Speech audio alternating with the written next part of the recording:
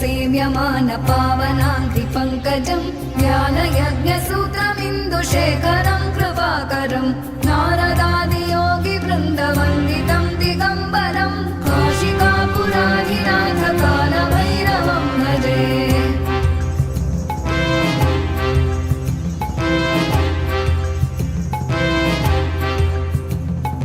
भानुकोटिभास्वरं भवाभितारकं परं नीलकण्ठमीप्सितार्थदायकं त्रिलोचनं कालकालमम्बुजाक्षमक्षशूलमक्षरं काशिकापुराधिनाथ कालभैरवं भजे।